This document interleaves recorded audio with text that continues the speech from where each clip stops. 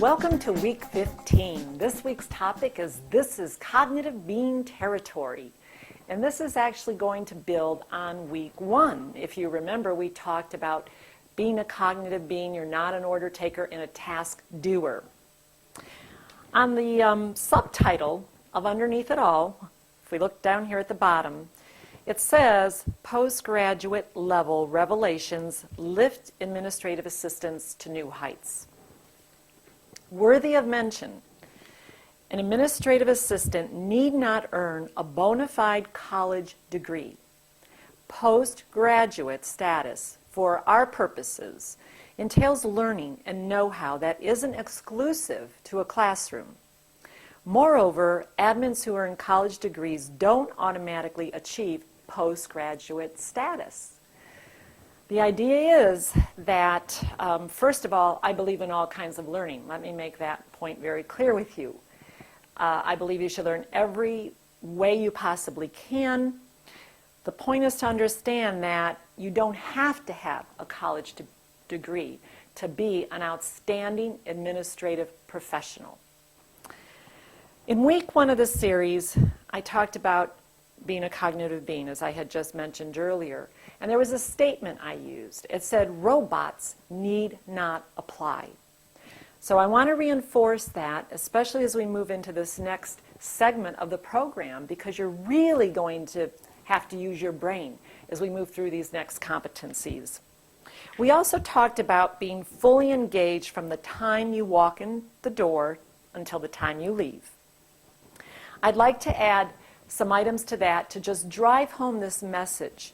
If you have the book Underneath It All, if you would turn to page 2 at the bottom, a cognitive assistant doesn't settle for top-of-mind thinking. In a recent Office Dynamics training workshop, there were 5 teams working on an assignment. Team members knew they had 12 minutes to complete each segment. One team repeatedly finished ahead of the others. You might say, these administrative assistants are sharp. If you guess their speed was a result of their keen abilities, you would be mistaken. The other groups really massaged their assignments, while this ahead-of-the-pack group used top-of-mind thinking to find their answers.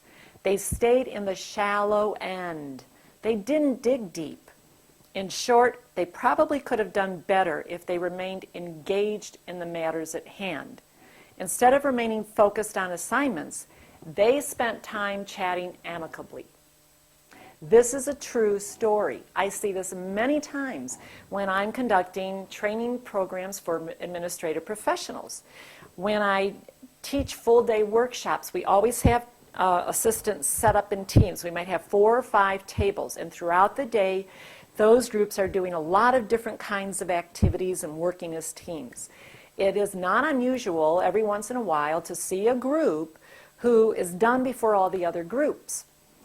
The difference is, as it said here, they're not going deep. They come up with the typical ideas that everyone comes up with. You are going to find the best answers when you dig deep. So here's your activity for this week. Those of you who have the book Underneath It All, complete the activity on pages 8, 9, and 10. For those of you who don't have the book, I'm just going to read some action steps. They're from page 4, but here's what you can do. Add to your daily list, practice continual improvement.